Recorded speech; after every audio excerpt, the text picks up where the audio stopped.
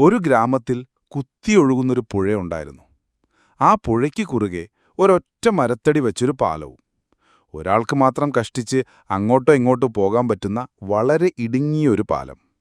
ഒരു ദിവസം സംഭവിച്ചതെന്തെന്നാൽ ആ പാലത്തിന്റെ രണ്ടറ്റത്തു നിന്നും ഓരോ ആടുകൾ ഒരേ സമയം പാലത്തിലേക്ക് കയറി.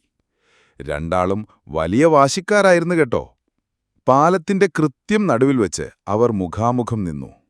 അപ്പോൾ ആദ്യത്തെ ആട് ഒരൽപ്പം ഗൗരവത്തിൽ പറഞ്ഞു, ഹേയ്, വഴിമാറ്, എനിക്ക് വേഗം അക്കരെ കിടക്കണം. ഇത് കേട്ട് രണ്ടാമത്തെ ആടിന് ദേഷ്യം വന്നു. അവൻ പറഞ്ഞു, ഓ, ഒരിക്കലുമില്ല, ഞാനാണ് ആദ്യം കയറിയത്, അതുകൊണ്ട് ഞാൻ തന്നെ ആദ്യം പോകും. നീ പിന്നോട്ടിറങ്ങി വഴി തരൂ. ഞാനോ? ഞാൻ എന്തിന് പിന്നോട്ട് പോകണം? നിനക്ക് പോയാലെന്താ? ഞാൻ ഒരടി പോലും പിന്നോട്ടില്ല. ആദ്യത്തെ ആട് വിട്ടുകൊടുത്തില്ല. ഞാനും പിന്നോട്ട് പോകില്ല. രണ്ടാമത്തെ ആടും അതേ വാശിയിൽ ഉറച്ചു നിന്നു. അങ്ങനെ അവരുടെ വാക്കേട്ടം മുറുകി കുറേ നേരം. അവർ പരസ്പരം കണ്ണുരുട്ടി ഗർജിച്ചു നിന്നു. ആരും ഒരിത്തിരി പോലും വിട്ടുവീഴ്ച ചെയ്യാൻ തയ്യാറായിരുന്നില്ല.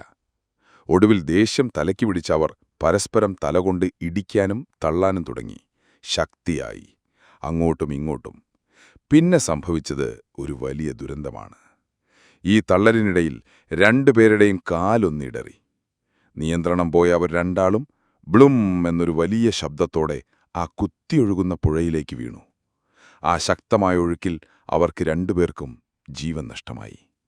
ഒന്ന് ചിന്തിച്ചു നോക്കൂ, അവരിൽ ഒരാൾ ഒരൽപ്പം വിട്ടുവീഴ്ച ചെയ്യാൻ തയ്യാറായിരുന്നുവെങ്കിൽ എന്ത് സംഭവിക്കുമായിരുന്നു, അല്ലേ? ഒരാൾക്ക് വഴിമാറിക്കൊടുത്ത് മറ്റേയാൾ പോയ ശേഷം സുഖമായ അക്കരെ എത്താമായിരുന്നു. പക്ഷേ അവരുടെ ആ അനാവശ്യമായ പിടിവാശി രണ്ടുപേരുടെയും ജീവനെടുത്തു.